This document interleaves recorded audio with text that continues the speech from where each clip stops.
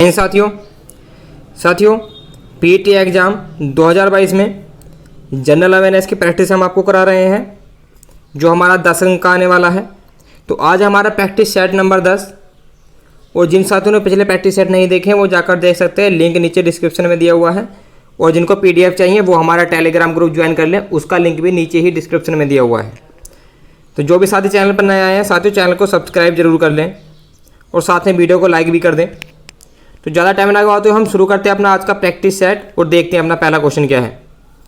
मुंडक उपनिषद निम्नलिखित में से किस शब्द का वर्णन करता है? तो मुंडक उपनिषद वर्णन करता है साथियों सत्यमेव जयते का। ऑप्शन नंबर ए हमारा सही आंसर हो जाएगा। अगला प्रश्न देखेंगे, मौलिक अधिकार हमारे संविधान के किस भाग में वर्णित है? तो साथियों मौलिक अधिकार वर्णित हैं भाग संख्या 3 में। ऑप्शन नंबर सी हमारा सही आंसर हो जाएगा। साथियों प्रारंभ में जब संविधान लागू हुआ था तब मौलिक अधिकारों की संख्या 7 थी, लेकिन 44वें संविधान संशोधन में संपत्ति के अधिकार को संविधान के मौलिक अधिकारों की सूची में से हटा दिया गया था। तो अभी हमारे पास मौलिक अधिकार हैं 6। अगर पूछा जाता है वर्तमान में कितने मौलिक अधिकार हैं तो उसका उत्तर 6 हो जाएगा। और अगर पूछा जाता है कि संविधान लागू करते समय मौलिक अधिकारों की संख्या कितनी थी तो उसका आंसर होगा 7। अगला प्रश्न देखेंगे, प्रश्न नंबर 3, हमारे संविधान के किस भाग में मौलिक कर्तव्यों का वर्णन किया गया है?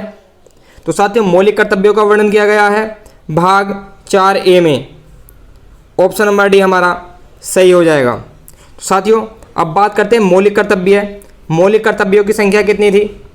तो साथियों जब संविधान लागू हुआ था उस समय मौलिक कर्तव्य संविधान में नहीं थे। 42वें संविधान संशोधन में सन 1976 में मौलिक कर्तव्यों को संविधान में जोड़ा गया था। उस समय 10 मौलिक कर्तव्यों को संविधान में जोड़ा गया था। इसके बाद 86वें संविधान संशोधन में सन 2002 में 86वां संविधान संशोधन हुआ था। इसमें 1 मौलिक कर्तव्य और जोड़ा गया था। तो कुल मिलाकर हमारे पास अभी 11 मौलिक कर्तव्य हैं। साथियों साथ में क्वेश्चन ये भी आ सकता है कि वो कौन सा मौलिक कर्तव्य था जो लास्ट में जोड़ा गया था। तो मौलिक कर्तव्य था 6 से 14 वर्ष के बच्चों को अनिवार्य रूप से शिक्षा प्रदान की जाए। अगला प्रश्न देखेंगे साथियों, प्रश्न नंबर 4, कितने वर्ष की आयु में बुद्ध ने आत्मज्ञान प्राप्त किया था? तो उस समय गौतम बुद्ध की आयु थी 35 वर्ष। ऑप्शन नंबर सी हमारा सही आंसर हो जाएगा।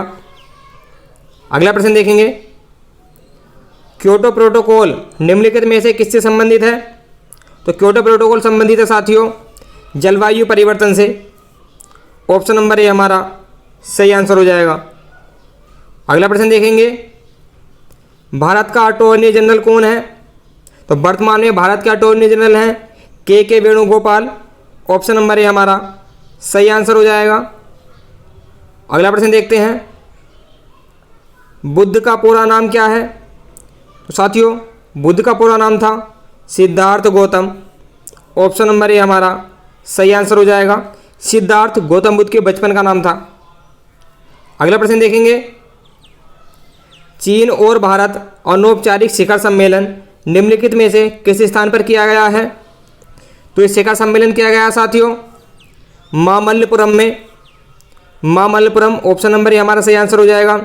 साथियों मामल्लपुरम का नाम महाबलीपुरम भी है। इसको महाबलीपुरम के नाम से भी जाना जाता है, जो कि तमिलनाडु में स्थित है। अगला प्रश्न देखते हैं, 7 पैगोडा मंदिर निम्नलिखित में से किस स्थान पर स्थित है? तो साथियों 7 पैगोडा मंदिर भी मामल्लपुरम यानी कि महाबलीपुरम में स्थित है। ऑप्शन नंबर 1 हमारा सही हो जाएगा। अगला प्रश्न देखेंगे, नौटंकी किस राज्य का लोक नृत्य है? तो साथियों नौटंकी लोक नृत्य है उत्तर प्रदेश का। ऑप्शन नंबर ए सही हो जाएगा। साथ में हम समझ लेते हैं केरल का लोक नृत्य क्या है। तो साथियों कथकली केरल का प्रमुख नृत्य है। इसके बाद कर्नाटक पर आ जाते हैं। कर्नाटक का लोक नृत्य है साथियों यक्षगान।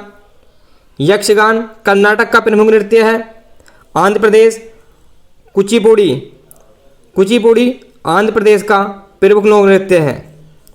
अगला प्रश्न देखते हैं, प्रश्न नंबर 11, निम्नलिखित में से कौन सा रेडियोधर्मी प्रदूषण के प्रभाव है? तो साथियों उपरोक्त सभी रेडियोधर्मी प्रदूषण के प्रभाव हैं। ऑप्शन नंबर डी हमारा सही हो जाएगा। अगला प्रश्न देखेंगे, स्टैचू ऑफ लिबर्टी कहाँ का राष्ट्रीय प्रतीक है? तो स्टैचू ऑफ लिबर्टी राष्ट्रीय प्रतीक है साथियों यूएसए का। ऑप्शन नंबर बी हमारा सही आंसर हो जाएगा।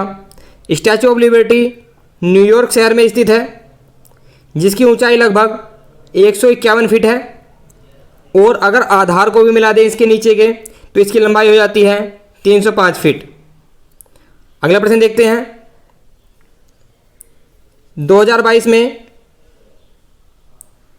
चौथे ग्रीष्मकालीन युवा ओलंपिक खेलों की मेजबानी निम्नलिखित में से कौन सा देश करेगा?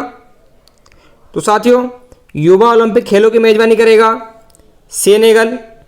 ऑप्शन नंबर डी हमारा सही आंसर हो जाएगा।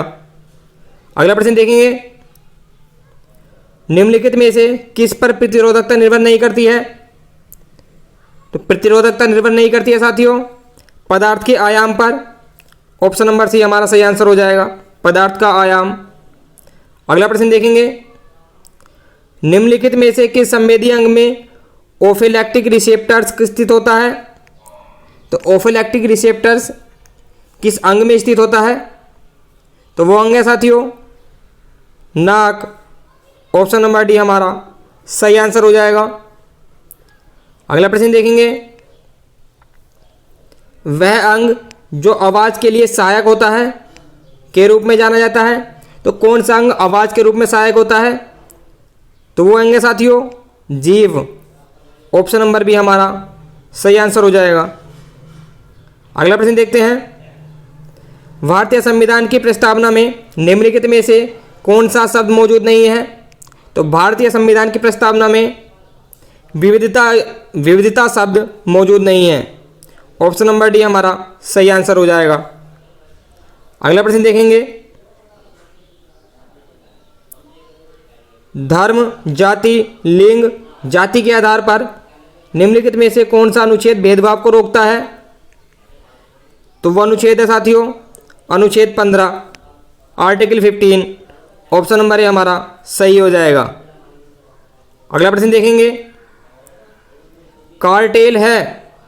कार्टेल क्या है साथियों?